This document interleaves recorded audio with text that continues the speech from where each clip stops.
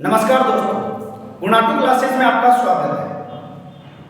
जो आज हम पढ़ रहे हैं उस टॉपिक का नाम है संख्या पद्धति। उस टॉपिक का नाम क्या है? संख्या पद्धति, इंग्लिश में बोले तो नंबर सिस्टम।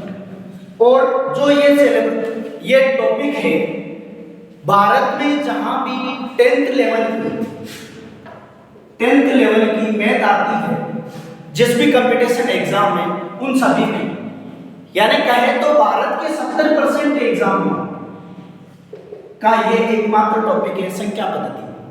भारत में जो होने वाले जितने भी एग्जाम हैं, यदि मैथ का नाम आता है कहीं पे, तो उनमें 70% एग्जाम में यही टॉपिक आता है। अब बात करते हैं अपन संख्या पद्धति। तो संख्या पद्धति में क्या होता है कि पहले अपन बात करते हैं संख्याओं के बारे में। संख्याएं क्या होती है? प्राकृत संख्या। कौन सी संख्या? प्राकृत, पूर्ण, पूर्णांक, परिमेय, अपरिमेय। जो अपने काम की है वो इतनी है।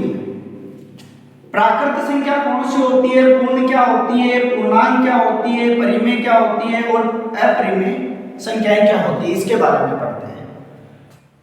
पहले पढ़ते हैं प्राकृत। अपन सभी ने यह सुना है कि जीरो की खोज किसने की थी? जो अपने भारत के महान गणितज्ञ थे आर्यभट्ट, उन्होंने क्या किया था? शून्य की खोज की थी। अब सभी के मन में यही आता है कि जब शून्य की खोज आर्यभट्ट ने की थी, तो बाकी संख्याएं कहां से आई? तो बाकी संख्याएं अपने को प्रकृति से प्राप्त हुई, यानी जो प्रकृति से जो पहले से चली आ रही है, उन संख्याओं को क्या कहते हैं? प्राकृतिक संख्या। यहाँ पे सब में संख्या ऐड करते रहना आप।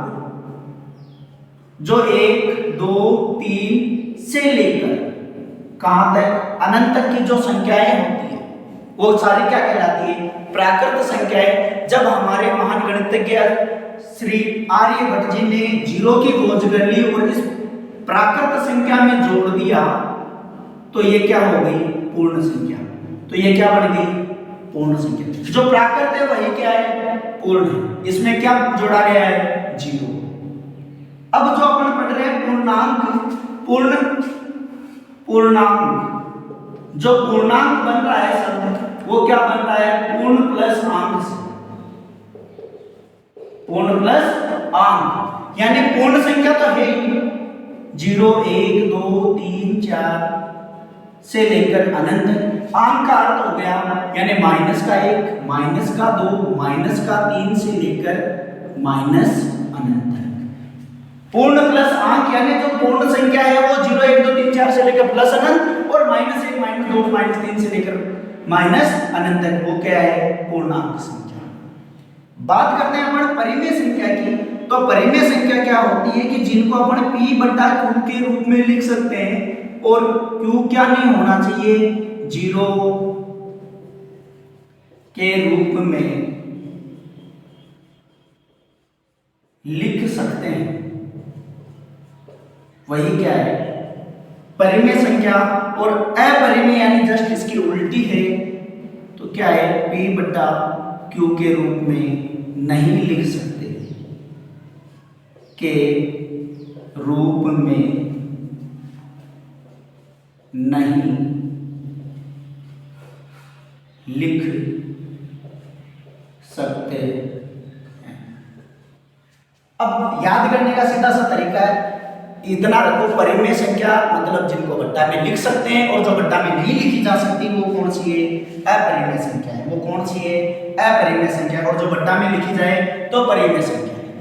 याद करने का वापस तरीका बता रहा हूं। प्राकृत संख्या जो प्रकृति से प्राप्त हुई है, यानी 1, 2, 3 आर्यभट्ट ने खोज की थी शून्य की, उससे पहले की जो संख्या है वो क्या है? प्राकृत। जैसे आर्यभट्ट जी ने खोज की तो 0 ऐड हो गया, और क्या हो गई? पूर्ण संख्याएं। और पूर्ण संख्याओं में अपन ने अंक मिला दिए, यानी माइनस की संख्याएं जोड़ दी, तो क्या बन गया? पूर्णांक। और यदि इन्हीं संख्याओं को अपन जो पूर्णांक है उन्हीं को क्या कर दिया अपन ने? भट्टाओं के रूप में लिख दिया, तो वो क्या बन गई? परिमेय। और अब जिनको भट्टाओं के रूप में नहीं लिख सकते, भट्टा के रूप में नहीं लिख सकते, वो क्या बन गई? अपरिमेय संख्या। वो क्या बन गई? अपरिमेय संख्या। अब बात करते हैं अपन ये संख्या बनती किससे है, संख्या क्या होती है, किस किस प्रकार की होती है वो बता दी मैंने।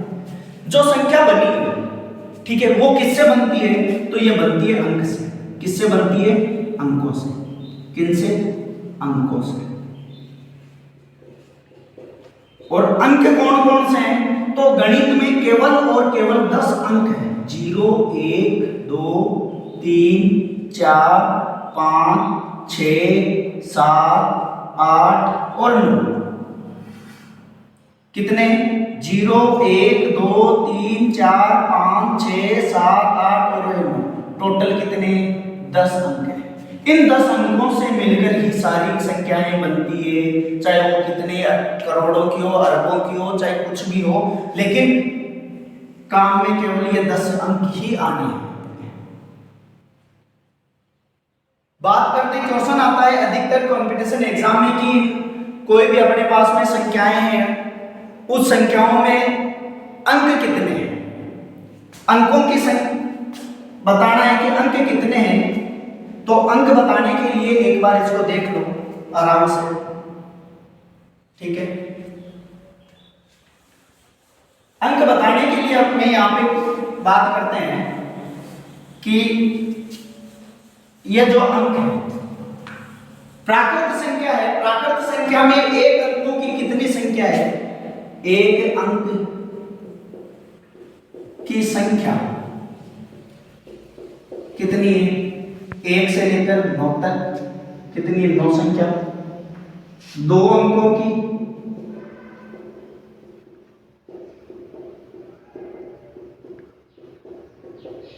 कितनी है, 90। 3 की कितनी हो जाएगी, पहले संख्या निकालना सीखो कि इतने अंकों की कितनी संख्याएं हैं, 900।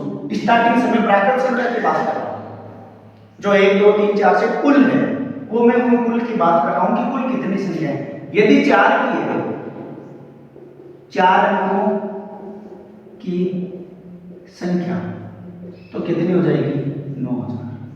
अब आपने एक चीज कॉमन देखी होगी कि जब एक अंक की संख्या है वो कितनी है, 9।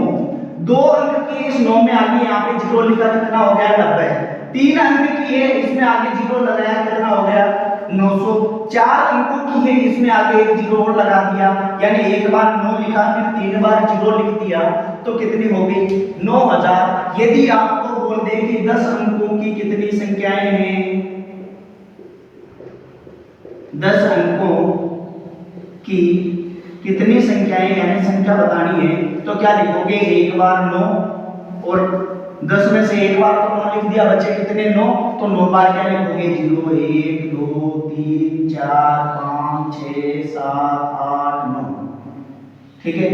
इतनी अपने पास में संख्या हो जाएगी। क्या है, इकाई, दाई, सैकड़ा, हजार, 10,000, लाख, 10 लाख, करोड़, 10 करोड़, और ये क्या है, अरब। तो कितनी हो जाएगी, 9 अरब संख्याएं अपने पास में हो जाएगी, निकाल सकते हो। अब क्वेश्चन क्या आता है कि संख्याओं में अंक कितने हैं। अब अंक देख लो, इसको 1 से गुणा करोगे, कितना आया, यहां पे करो, 9 × 1 कितना आ गया, 9। इसमें कितने हैं, 2 अंकों की संख्या है, संख्या कितनी है, 90 है, अंक कितने हैं, 2, तो कितना आ गया, 180।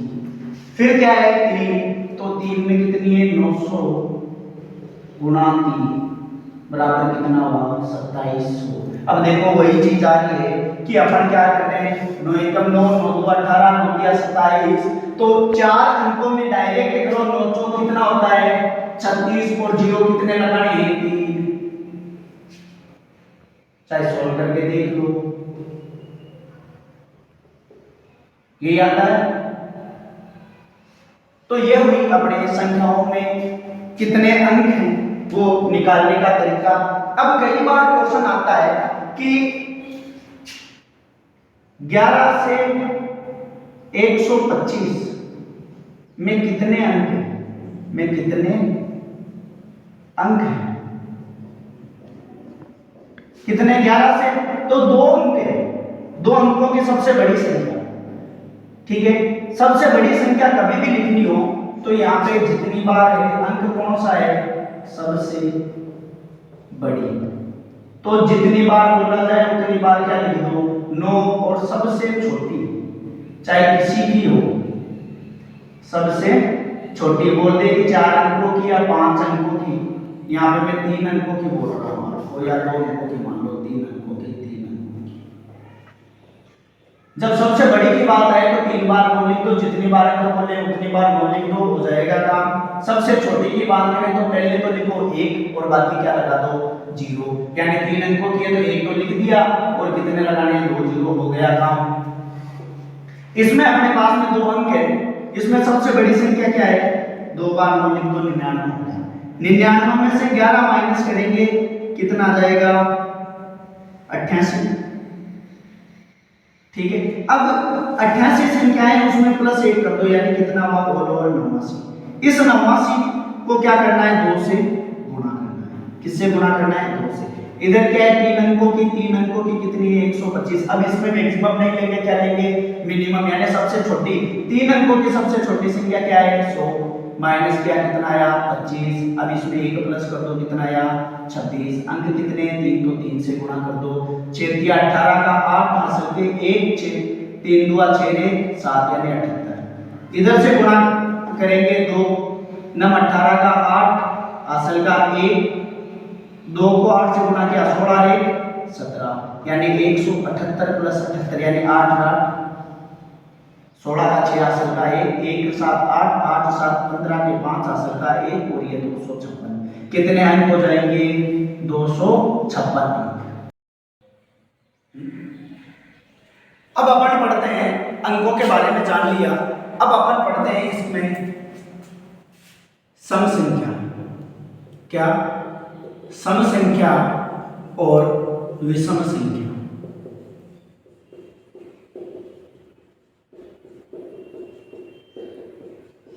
सम संख्या क्या होती है कि इकाई अंक, क्या देखना है अपने को, इकाई अंक 0 2 4 6 या 8, इनमें से कोई भी अंक यदि इकाई पर अवेलेबल है तो वो कौन सी है, सम है। और विषम में देखना है तो इकाई अंक क्या है 1 3 5 7 और 9। इनमें से कोई सा भी अंक यदि इकाई पर है तो क्या हो जाएगा विषम। यानी कहने का अर्थ है कि सम और विषम अपने को देखने के लिए कौन सा अंक देखना है, इकाई अंक। और इकाई अंक कौन सा होता है जो संख्या के लास्ट में होता है। मान लो 12,556, ठीक है, इसका इकाई अंक क्या है, ये लास्ट में क्या है 6, तो इसका इकाई अंक क्या है 6 है। 6 किस में आ रहा है, सम है या विषम है, तो 6 क्या है इसमें आ रहा है सम में, तो ये संख्या क्या हो जाएगी सम। यदि मैं यहाँ पर कोई भी दूसरी संख्या मान लो, यहाँ पे कोई भी 12,557 मान लो, इकाई अंक क्या है 7 है, यहाँ पे 9 भी लिख दूँ तो क्या हो जाएगा, चाहे 7 लिखो, चाहे 1 लिखो, चाहे 5 लिखो, चाहे 9 लिखो, इनमें से कोई सा भी अंक आ रहा है तो वो क्या है समय। यदि 0 2 4 6 या 8 में से आ रहा है तो वो क्या है सम संख्या। अब इसके अलावा और जो आती है बात अपन पढ़ते हैं आगे, भाज्य और अभाज्य संख्या।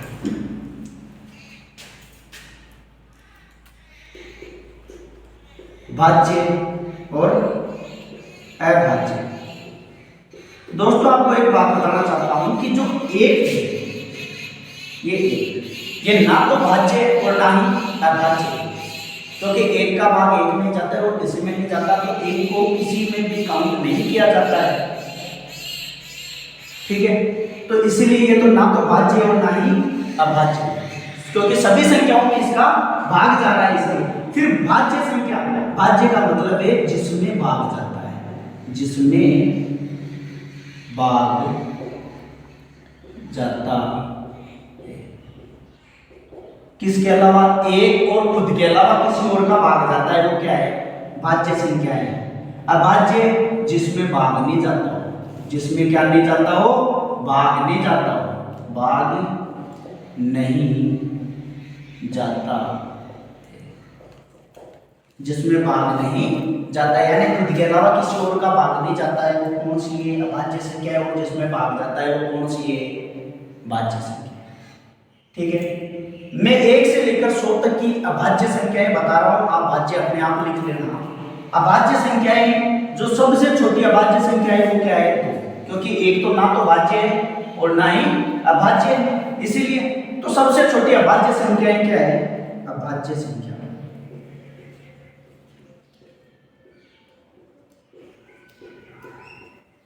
अभाज्य संख्या 2, 3, 5, 7, 11, 9, 9 में 3 का भाग जाता है इसलिए 9 नहीं है, क्या आ जाएगी? 11, 11 के बाद में 13, 13 के बाद में 17, 17 के बाद 19, 23, 29, 31, 37, 41, 41 के बाद में 43, 43 के बाद में 47, 47 के बाद में 53, 53 के बाद में 59, 59, 59 के बाद में 61, 61 के बाद में 67, 67 के बाद में 71, 71 के बाद में 73, 73 के बाद में 79, 79 और 79 के बाद में 83 है, 83, 83 के बाद में 89, बोले तो 89 या 89 और इसके बाद में 97 यानी 97। काउंट करके देखो, ये पूरी 25 है क्या? 1, 2, 3, 4, 5, 6, 7, 8, 9, 10, 11, 12, 13, 14, 15, 15, 16, 17, 18, 19, 20, 21, 22, 23, 24 और ये 25, यानी 1 से 100 तक अभाज्य संख्याएं कितनी है? 25। अभाज्य संख्याएं कितनी है? अभाज्य संख्या कितनी है? 25। और 1 से 50 तक कितनी है? कितनी है? 15। आई चीज समझ में? 1 से 50 तक कितनी है? 15। अब अपन पढ़ते हैं भाज्य संख्या। जैसे 2 से भाज्य संख्या को देखकर ही अपने को पता चल जाना चाहिए कि इसमें 2 का भाग जाता है या नहीं जाता। उसके लिए अपन क्या करेंगे? इसका इकाई अंक क्या होना चाहिए? 0, 2, 4, 6 या 8 तो वह संख्या किससे भाज्य होगी? 2 से भाज्य होगी। इकाई अंक क्या होना चाहिए? 0, 2, 4, 6 या 8। अब अगली बात करते हैं अपन 5 से भाज्य। आपका ज्यादा समय ना लेते हुए मैं डायरेक्ट ही बता रहा हूं शॉर्टकट से कि 5 से भाज्य देखनी है तो इकाई अंक देखो। केवल क्या देखना है अपने को? इकाई अंक क्या होना चाहिए? 0 या 5। 0 या 5 तो किससे भाज्य है? 5 से भाज्य है। और तीसरी संख्या है 10। 10 से भाज्य के लिए क्या देखना है अपने को? इकाई अंक। क्या देखना है? इकाई अंक। और इकाई अंक क्या होना चाहिए? 0। तो वो किससे भाज्य? 10 से भाज्य, अदरवाइज नहीं। 2, 5 और 10 तीनों में अपने को क्या देखना है? इकाई अंक देखना है। 2 के लिए देखना है 0, 2, 4, 6 या 8 है इकाई अंक तो वो किससे? 2 से भाज्य। यदि इकाई अंक 0 या 5 है, इन दोनों में से एक है तो वो 5 से भाज्य है। और यदि इकाई अंक 0 है तो वो किससे भाज्य है? 10 से भाज्य है। अब बात करते हैं अपन 3 से भाज्य। किससे? 3 से भाज्य। 3 से भाज्य के लिए बात करते हैं तो संख्या के अंकों का योग। क्या? संख्या के अंकों का योग 3 से भाज्य हो। 3 से भाज्य हो यानी संख्या के अंकों का योग, जो योगफल आ रहा है उसमें 3 का भाग जा रहा है तो वो संख्या क्या होगी? 3 से भाज्य। संख्या के अंकों का योग 3 से भाज्य हो तो वह संख्या भी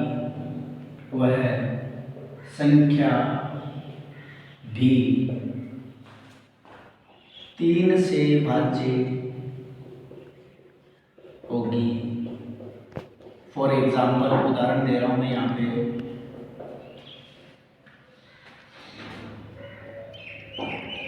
128वां क्या है 128। तो 1 प्लस 2 प्लस 8, 8 और 2 10, 10 1 11, 3 का भाग जाता है क्या 11 में, 3 के बारे में 11 आता है क्या नहीं आता, मतलब ये क्या है 3 से भाज्य नहीं है, क्या नहीं है 3 से भाज्य नहीं है। यदि मैं यहाँ पे कोई दूसरा एग्जांपल ले रहा हूं मैं 423, अंक क्या है 4 प्लस 2 प्लस 3, तो 3 2 5, 5 और 4 9, 9 में 3 का भाग जाता है तो इस संख्या में भी 3 का भाग जाएगा। आई चीज समझ में। अब अगली संख्या है 9 से भाज्य, क्या है 9 से भाज्य। 9 से भाज्य में क्या है, जो 3 से भाज्य है ना वही सेम एज इट इज है, बस वहां 3 की जगह क्या लिखना है, इसमें भी क्या देखना है संख्या के अंकों का योग, क्या संख्या के अंकों का योग। 9 से भाज्य वहां पे क्या है 3 से भाज्य, यहाँ पे क्या है 9 से भाज्य हो तो वह संख्या भी 9 से भाज्य होगी। तो वो संख्या भी क्या होगी 9 से भाज्य। जैसे उदाहरण के रूप में देख लें 423 ही आ रहा है, एक तो इसका अंकों का योग क्या आ रहा है 4 प्लस 2 प्लस 3 कितना आ रहा है 9, 9 में 9 का भाग जाता है तो ये क्या होगी 9 से भाज्य। कोई दूसरी एक संख्या लेता हूं मैं, मान लो 291,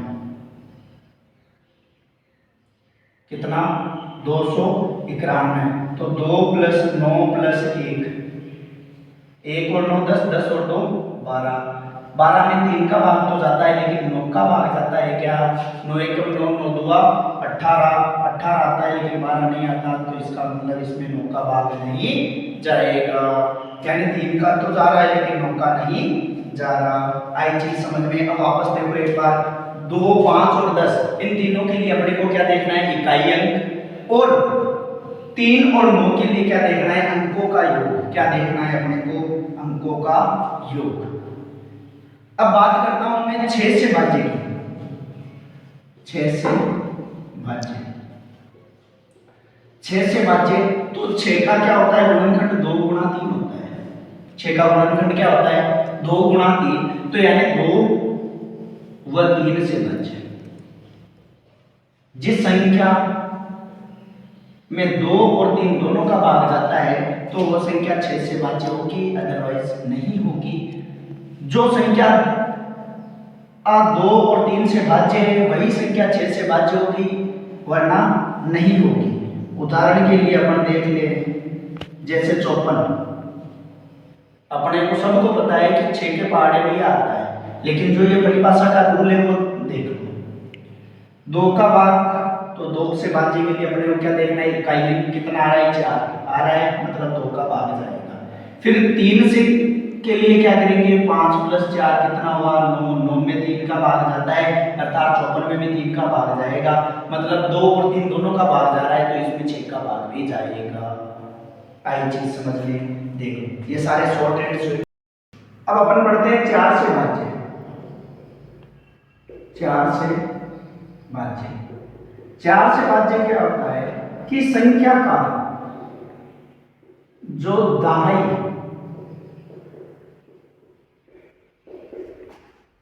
वह इकाई अंकों से बनी संख्या 4 से भाज्य हो तो वह संख्या भी 4 से भाज्य होगी। वह संख्या भी क्या है 4 से भाज्य होगी। उदाहरण वापस समझ लो क्या कह रहे हैं कि संख्या का, कोई भी संख्या है उसका इकाई और दहाई, इकाई जो सबसे लास्ट वाला है उसके जस्ट पास वाला क्या हो, दहाई। यदि उन दोनों से मिली बनी संख्या, उन दोनों से बनी संख्या है वो किससे 4 से भाज्य हो तो वो संख्या भी क्या होगी, 4 से भाज्य। जैसे कि मैंने ये लिख दिया 16 सबको पता है कि 16 4 के पहाड़े में आता है तो ये 4 से भाज्य है, ठीक है। कोई दूसरा मान लो अपने 68, 4 का भाग जाता है, 4 एकम 4, 7 17 बार जाता है। अब जिसके आगे चाहे आप कितना भी लिख दो, कुछ भी, ये पूरी संख्या क्या है, इससे 4 से भाज्य है, इसके भी आगे कुछ भी लिख दो, कोई फर्क नहीं पड़ेगा। अपने को क्या देखना है, इकाई और दहाई अंक से बनी संख्या 4 से भाज्य है तो ये संख्या भी 4 से भाज्य होगी। बात करते हैं अपन 8 से भाज्य की। क्या 8 से भाज्य, 8 से भाज्य भी इसमें कुछ इसी प्रकार की है। मैं डायरेक्ट ही बता रहा हूं आपको, पूरी नहीं लिख रहा, ये एग्जांपल लिख लिए होंगे आपने। इसमें क्या है कि सैकड़ा और ऐड हो जाता है, सैकड़ा, दहाई, व इकाई, अंकों से बनी संख्या, अंकों से बनी संख्या। 4 वाले में क्या था, दहाई और इकाई, ठीक है। और अब इसमें क्या हो गया, सैकड़ा और जुड़ गया, तो सैकड़ा जुड़ते ही क्या हो जाएगा कि 8 से भाज्य है। अब जैसे 512, ये कोई है 3 मान लो, इधर कुछ भी और मान लो, 65 56 है, इधर यहाँ पे 65 17, कोई भी इकाई दहाई सैकड़ा संख्या बनी अपने 512 में अपन 8 का भाग लेते हैं। 8 का भाग दिया 51 में कितनी बार गया, 6 बार। 8 6 48, यानी बचा क्या, 3, आगे से क्या होता है 2, कितना आया 32। 8 के पहाड़े में 32 कितनी बार आता है, 34, 4 बार, यानी 8 चौका 32, क्या है पूरी बार भाग जा रहा है। मतलब ये पूरी संख्या चाहे कितनी भी बड़ी होगी इसमें 8 का भाग जाएगा। आई चीज समझ में। अब आगे बढ़ते हैं अपन 11 इससे 11 से भाज्य। 11 से भाज्य क्या होता है, संख्या के सम स्थानों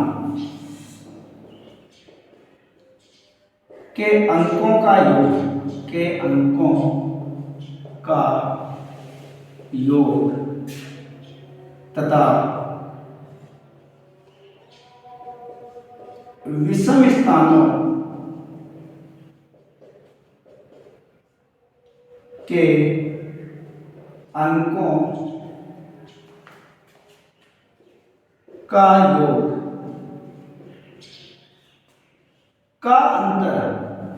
का अंतर 0 या 11 से भाज्य हो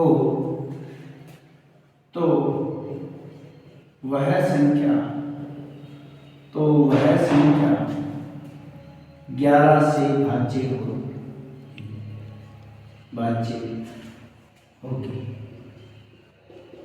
क्या कह रहा है कि संख्या के सम स्थानों पर जो अंक है उनका योग और जो विषम स्थानों पर है अंक उनका योग का अंतर क्या हो, 0 या 11 से भाज्य हो तो वह संख्या भी क्या होगी, 11 से भाज्य। जैसे एग्जांपल लेता हूं मैं 1331, इसमें सम स्थान इधर से देखें पहले 1 2 3 और ये 4, ये पहले स्थान पे, दूसरे स्थान पे, तीसरे स्थान पे, चौथे स्थान पे।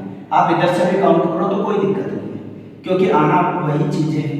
इसमें से देखो 3 और 4 ये दोनों सम स्थान पे है तो 3 + 1 कितना हो गया, 4, यानी दूसरा और चौथा स्थान सम है पहला और तीसरा क्या है, विषम है, तो 1 + 3 कितना हुआ, 4। इन दोनों का अंतर 4 - 4 कितना हो गया, 0। अर्थात ये संख्या जो 1331 यानी 1331 है वो क्या होगी, 11 से भाज्य होगी। आई चीज समझ में, ऐसे और भी आप एग्जांपल लेकर देख सकते हो। और अब मैं बात करता हूं जो मोस्ट इंपोर्टेंट है 7 की। 7 से भाज्य, तो 7 से भाज्य क्या होती है, 7 से भाज्य, 7 से भाज्य संख्या है किसी संख्या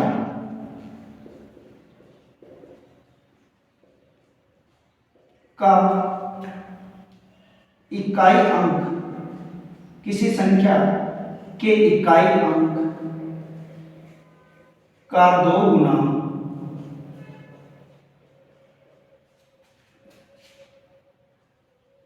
शेष अंकों से, यहां पता लगा लेना, शेष अंकों से बनी संख्या का अंतर 0 या 7 से भाज्य हो, 7 से भाज्य हो तो वह संख्या 7 से भाज्य होगी। क्या कह रहा है कि किसी संख्या का इकाई अंक है उसका 2 गुना, और जो शेष बचे हुए अंकों का अंतर, उन दोनों का अंतर क्या है कि 0 या 7 से भाज्य हो तो वो संख्या क्या होगी, 7 से भाज्य होगी, अदरवाइज नहीं होगी। जैसे कि मैं पहला एग्जांपल ले रहा हूँ 126, छोटी संख्याओं का लेके देख लेता हूँ। 126, इसमें इकाई अंक क्या है, 6, ठीक है, तो 2 × 6 माइनस क्या हो जाएगा, 12। इधर 1 और 2 शेष बचे अंक क्या है, 1 और 2, इनसे बड़ी क्या संख्या है, 12। तो 12 - 2 को 6 से गुणा करेंगे तो कितना जाएगा, 12 कितना आया, 0। क्या रहा है, 0, मतलब इसमें 7 का भाग जाएगा। दूसरी लेता हूं मैं 343, इसमें क्या आ जाएगा, 34 - 2 × 3, 34 - 2 × 3 यानी 34 का 34 - 2 दिया 6। शेष बचे अंक क्या है, 3 और 4 तो 34 ही है। 34 में से 6 माइनस गया तो क्या हुआ, 28। 28 में 7 का भाग जाता है यानी 7 × 4 = 28। आई चीज समझ में, आराम से इनको देखो, मैंने अपना बेस्ट किया। और यदि वीडियो पसंद आई है तो अपने दोस्तों के साथ में और भी शेयर कीजिए। हमारे चैनल के साथ में जुड़े रहने के लिए हमारे चैनल को सब्सक्राइब कीजिए। Thank you.